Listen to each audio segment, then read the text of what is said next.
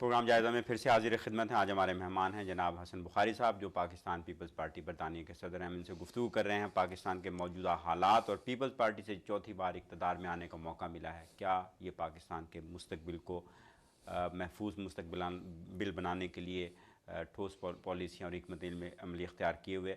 बुखारी साहब, आपसे बात हो रही थी, चैलेंजेस बड़े संगीन हैं, कदम कदम पे आवाम के लिए मसाइल हैं, बेरोज़गारी है, महंगाई है, बदमनी है और अदम तहफ़्फ़ुज़ का जो शदीद तर होता हुआ एहसास है, वो क्या इन हालात में जो तेज़ी से बिगड़ते हुए हालात हैं, हमारी क़यादत जो सियासी क़यादत है, इसके पास इतनी बसीरत है कि वो इन मसाइल को हल करने के लिए ठोस, मुनासिब और बिल्कुल सही हिकमत अमली इख्तियार करे और अपनी तरजीहात को दुरुस्त करे?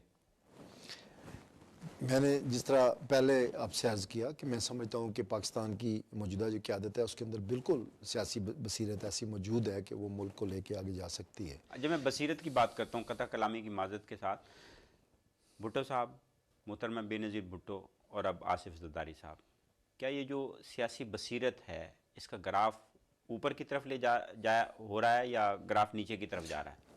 अब ये और हालात की संगीनी को भी पेश नज़र रखें आप। अब ये जो मसला है वो ये है कि जुल्फ़िकार अली भुट्टो शहीद को हमने जुडिशल मर्डर किया उनका, मोहतरमा बेनज़ीर भुट्टो को शहीद को कत्ल कर दिया। उसके ज़िम्मेदार जो है वो हमारे ही लोग हैं, पाकिस्तान के ही कुछ। तो अब ये इस तरह लोगों का कंपैरिजन करना, आसिफ ज़रदारी साहब जो हैं या बिलावल भुट्टो जो है वो ना तो मोहतरमा बेनज़ीर भुट्टो हैं, ना ही जुल्फ़िकार अली भुट्टो हैं, वो आसिफ ज़रदारी हैं। क्या पीपल्स पार्टी में सबसे बेहतरीन दस्तयाब क़यादत यही थी?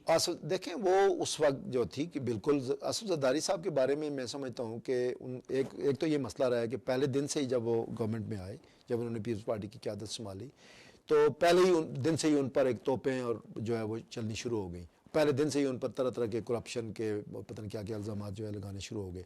उन्हें काम करने का मौका ही नहीं दिया गया। लेकिन इन मुश्किल हालात में कि जब उनके खिलाफ मीडिया की एक पूरी, आप ये कहते हैं काम करने का मौका नहीं दिया, क्या हाथ पैर बांध दिए उनके? हाथ पैर देखें ना, बाख्तियार सदर हैं, वजीर आज़म आपके हैं, कीजिए आवाम के मसाइल हल। हालात इस तरह के पैदा बार बार कर दिए जाते हैं कि हर 2-3 महीने बाद एक नया सियासी बुरान मुल्क के अंदर खड़ा कर दिया जाता है। और वो मीडिया के अंदर एक पूरी पॉलिटिकल लॉबी है, वो जो लॉबी हैं उनके खिलाफ सुबह से लेकर शाम तक जो है वो जो है वो काम कर रही हैं। और कितनी दफ़ा आपको पता है कि कितनी दफ़ा इतने ये बुरान जो है पैदा किए गए हर चंद महीनों के बाद। इसके बावजूद देखें जो बड़े बड़े काम किए हैं ज़रदारी साहब ने, उनको हम पता नहीं क्यों भूल जाते हैं। ये छोटा काम नहीं है कि हमारी जो 18th अमेंडमेंट थी कि एक प्रेसिडेंट जो है वो अपने सारे इख्तियारात पार्लियामेंट को देता है, वज़ीर आज़म को दे देता है और दोबारा उसको मुल्क के अंदर जो पार्लिमानी निज़ाम है उसको मजबूत, बहुत बड़ा काम है। जो दहशत मुल्क, उन्होंने जो सारी पॉलिटिकल पार्टियों को के अंदर एक अफ़ाम तफ़हीम लाकर उसके बाद जो हमने टेररिज्म का पाकिस्तान आर्मी को सपोर्ट किया और जो दहशत गर्दी के ख़िलाफ़ जंग लड़ी, ये छोटा काम नहीं है। तो इस तरीके से उन्होंने अभी बादशाह डैम पे चीन के साथ जो है उन्होंने कॉन्ट्रैक्ट जो है वो साइन किए हैं। इस तरह मैं समझता हूँ कि उन्होंने बाज़ ऐसे बुनियादी जो अवार्ड्स का, NCF अवार्ड का मसला था सूबों के दरमियान, उसको हल किया है। सूबों के अंदर इस वक्त सूबों को ज़्यादा इख्तियारात दिए जा रहे हैं। आपको पता है मरकज़ जो है अपने इख्तियारात जो है वो डेलीगेट कर रहा है ज़्यादा से ज़्यादा और हल्कों में सूबों को। बलूचिस्तान के अंदर जो है बलूचिस्तान पैकेज दिया गया और कोशिश की गई कि बलूचिस्तान के लोगों को मुल्क का जो कौमी दायरा है उसमें शामिल किया जाए। सारी बातें आप कहेंगे कि नहीं डिलीवर हो सकी, मैं मानता हूँ नहीं हो सकी, लेकिन उस पर काम कर रहा है। तो बाद जो ज़रदारी साहब ने काम किए हैं, मैं समझता हूँ कि उनको क्रेडिट उनको नहीं दिया गया। वो बड़े मुश्किल हालात में उन्होंने आके संभाला। मोहतरमा बेनज़ीर भुट्टो तो शहीद हो गई थी, उनको तो वापस नहीं लाया जा सकता था। अब हमने आगे की तरफ देखना था कि किस तरह हम आगे मुल्क के हालात को लेके चलें। तो उसमें चैलेंजेस हमें बड़े बड़े हैं। इस वक्त जो पाकिस्तान के अंदर जो सबसे बड़ा चैलेंज है, जैसे आपने कहा कि लोगों को रिलीफ देनी, बेसिक जो कमोडिटीज़ हैं उनकी कीमतें, बेसिक जो बिजली है, गैस है, इस पे हमने अभी मज़ीद काम करना है। गवर्नमेंट के लिए बहुत बड़ा चैलेंज है। हमारे पास थोड़ा सा वक्त रह गया, 2 साल और है। अगर इन 2 सालों में पाकिस्तान पीपल्स पार्टी इन चीज़ों पर रिलीफ नहीं दे सकेगी आवाम को, तो लोग शायद इस पर हमें सजा देंगे, शायद वो हमारी मदद नहीं करेंगे अगले इंतखाबात में। और ठीक है, ये जमहूरियत का टेस्ट है, ये टेस्ट जो है हम खुशी से गले लगाएंगे।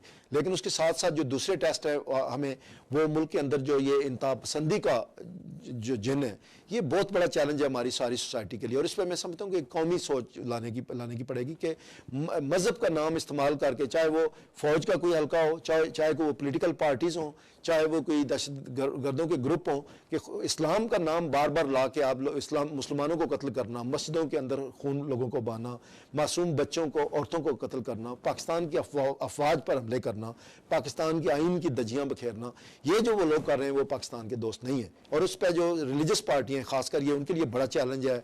फजल रहमान साहब, जमात इस्लामी और ये पार्टियाँ ये उनको खुलम खुला सपोर्ट करते हैं, कहते हैं जी हाँ ये कर रहे हैं तो ठीक करते हैं। जब सलमान तासीर का कत्ल हुआ तो इन्होंने खुलम खुला सड़कों पे खड़े होकर उसको सपोर्ट किया। जब शहबाज भट्टी का कत्ल हुआ तो इन लोगों ने सपोर्ट किया। और मैं ये समझता हूँ कि ये पाकिस्तान के साथ, इस्लाम के साथ, कायद आज़म अली मोहम्मद अली जिन्ना की रूस के साथ जो है ये वफा नहीं है, ये दोस्ती नहीं है। जो भी लोग जो है इस दहशतगर्दी के खिलाफ नहीं बोलेंगे वो पाकिस्तान के अवाम के दोस्त जो है मैं समझता हूँ ये बहुत बड़ा हमें चैलेंज है। इकनॉमिक चैलेंजेस हैं, ये चैलेंज है। उसके बाद हमें फॉरेन अफेयर्स के चैलेंजेस हैं। अफगानिस्तान का मसला अभी तक जो है वो चूँकि अमेरिका की अफवाज और इंटरनेशनल नेटो की अफवाज उधर मौजूद हैं, हमें बड़ा तरीके से केयरफुली जो है ये फूक के चलना पड़ेगा। हिंदुस्तान जो है हमारे बॉर्डरों पर खड़ा जो है इंतज़ार कर रहा है कि कोई हम गलती करें। तो ये चैलेंज जो है फॉरेन पॉलिसी का कि किस तरीके से हमने मुल्क को अकल और तरीके से आगे बढ़ाना है। तो उसमें मैं समझता हूँ कि गवर्नमेंट जो है वो अपने तय पूरी कोशिश कर रही है, लेकिन वक्त चाहिए। किसी इतने बड़े हमारे मसाइल पाकिस्तान के इतने मेगा मसले हैं, इतने बड़े बड़े मसले हैं, हम एक गरीब मुल्क हैं हमारे। मैं आपसे कहता हूँ कि 65 साल बच्चे हर साल स्कूल नहीं जा सकते। इस साल 65 लाख बच्चे स्कूल नहीं जा सकते। हमारे पास स्कूल ही नहीं है। जो स्कूल थे कुछ इन्होंने उड़ा दिए, सैलाब ने तबाह कर दिए, कुछ दहशतगर्दों के उड़ा दिए, कुछ थे ही नहीं कुछ इलाकों में। तो जिस मुल्क के अंदर हर साल 65 लाख बच्चे स्कूल नहीं जा सकते, वो आके गलियों में आए और मजदूरी करें या भीख मांगे, तो वो उस मुल्क के मसाइल कितने बड़े हैं।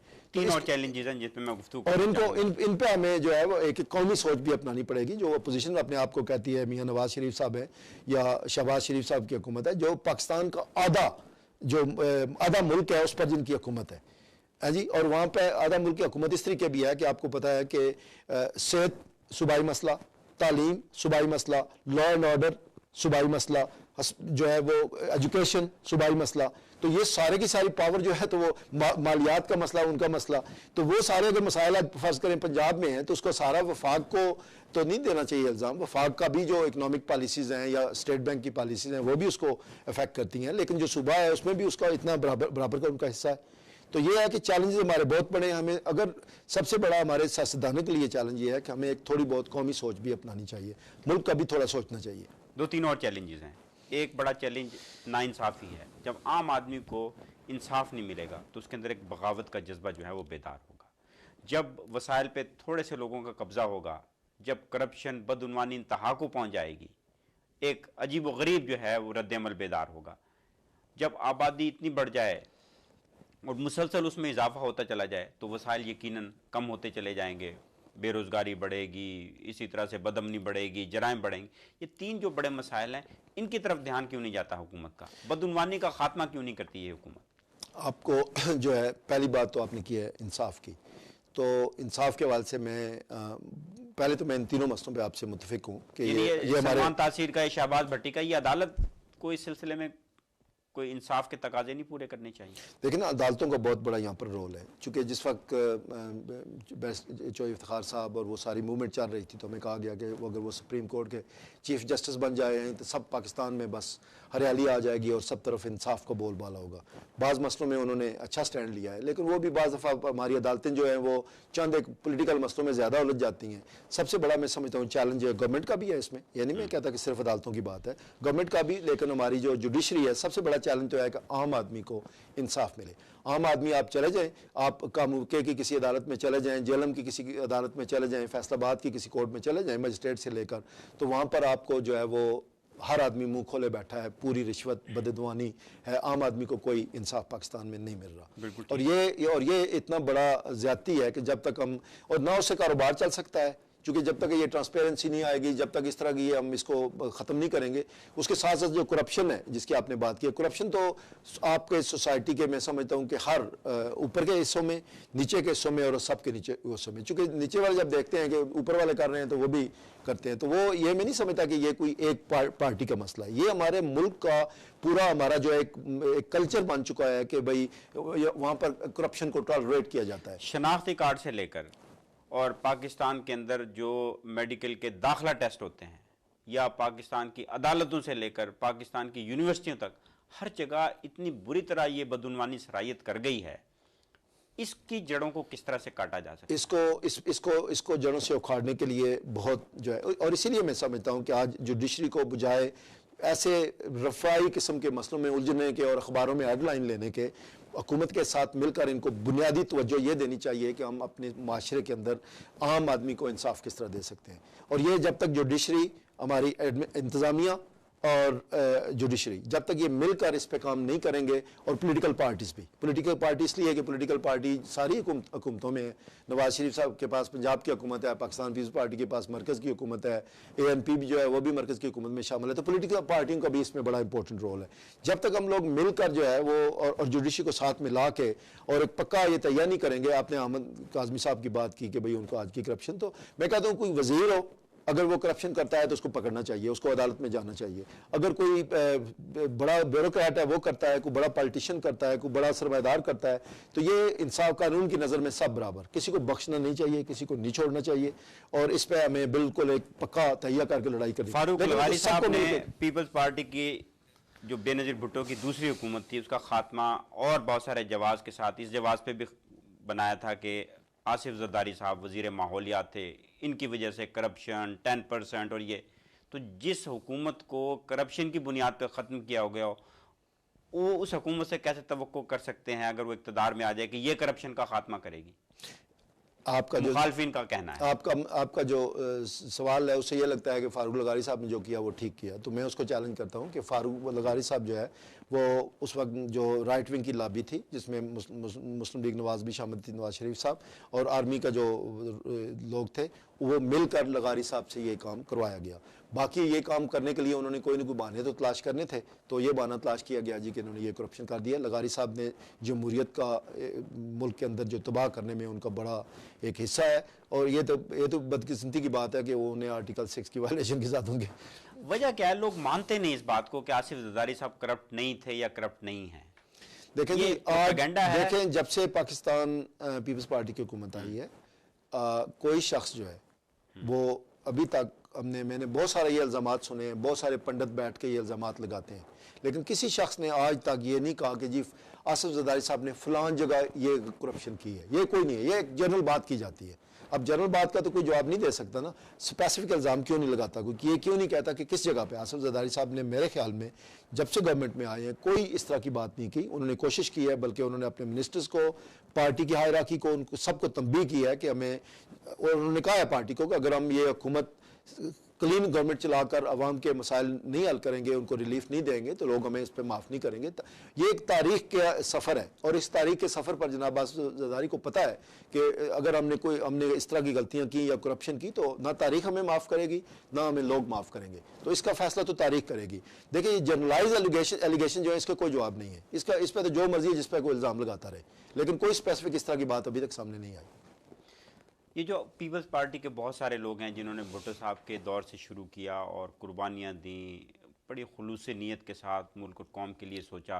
अभी आपने मिराज मोहम्मद खान साहब की, क्या वजह है कि वक्त गुजरने के साथ ही पार्टियों को छोड़ते चले गए? दुख झेलें, बीफ फाख्ता और कव्वे अंडे खाएं। भुट्टो साहब के साथ ही एक तरफ हो गए हैं, और आज हमारे रहमान मलिक साहब जैसे और इसी तरह के और बहुत सारे लोग जो चंद ही बरसों में आए और आज पीपल्स पार्टी की हुकूमत का अहम हिस्सा हैं।